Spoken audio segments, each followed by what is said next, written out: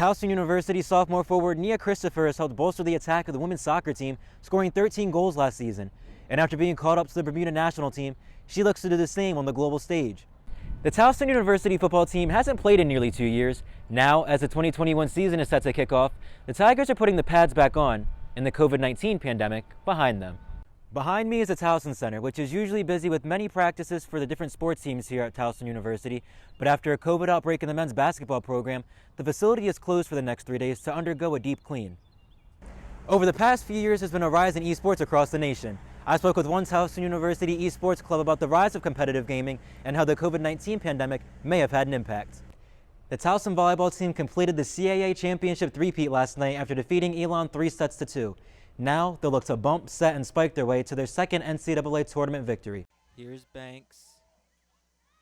Plays it to Canoles. Canoles, still Canoles. Canoles with the shot, and that's the goal for the Tigers, the first of the season. Phoebe Canoles opens her account with the Tigers for the 2021 season. Christopher down the line. Out to Rush. Up to Christopher. Nia Christopher with the shot. And there's the second goal for the Tigers. Nia Christopher. Christopher looking for her second goal of the day, and she's got it in the back of the net. That's 2 on the night for Christopher. Tigers go up 3-0. And you've got to think this one's all but over for the Tigers. And I'm Charles Whiting. On recent events on campus, we will now turn it to India for the senior exhibition event that occurred a few days ago. If you're planning on a road trip, be cautious due to the skyrocketing prices on gasoline. Reporting on that, here's Jordan Schwartzberg. Reporter Sade Ray spoke to Towson University students about their thoughts on the topic. Thank you, Jack. It'll definitely be interesting to see what kind of legs the film has in the coming weeks. I spoke to the team about their recent success in the weekend ahead.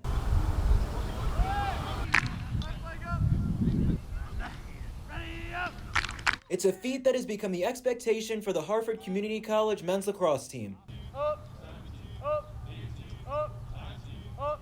Winning the NJCAA Region 20 Championship. It's always a great feeling. Definitely proud of the accomplishment. We've kind of gotten to a point now where it's kind of like part of the climb for us. Our goal is obviously a national championship. A goal they have never achieved, but will have the opportunity to do so this weekend. Yeah, and we're expecting to come out hot this weekend. We're expecting to take it. I feel like for everybody there might be a little bit of nerves. That's normal, but we know we've put in the work. This is what we all came here for at Hartford. We came to win a championship, so we're all excited. We're ready to go. We're confident. Despite being a number 1 seed, the Fighting Owls know they can't overlook any opponent in the national tournament. Being the number 1 seed, you got the target on your back, and every other team, I'd say it's safe to say a lot of the teams don't necessarily like us very much, and so they're going to give us our best shot. We can't be complacent, we can't be cocky, but we got to go in there knowing if we run our plays, if we run our stuff right, we play as a family, then we're going to come out on top. After coming up short in last year's championship game, the team doesn't look at this as a chance for payback, but rather a fresh start. This is a new team. It's a new year. I don't like to think of it as like we're getting redemption for last year. Last year's team accomplished a lot, and I'm really proud of all those guys. But at the same time, our result was what it was. We learned from it, and now it's an opportunity, to get the first one in our program's history. A team that has experienced heartbreak to end the past 2 seasons has high hopes the third go-around is their moment to etch their names into the history books.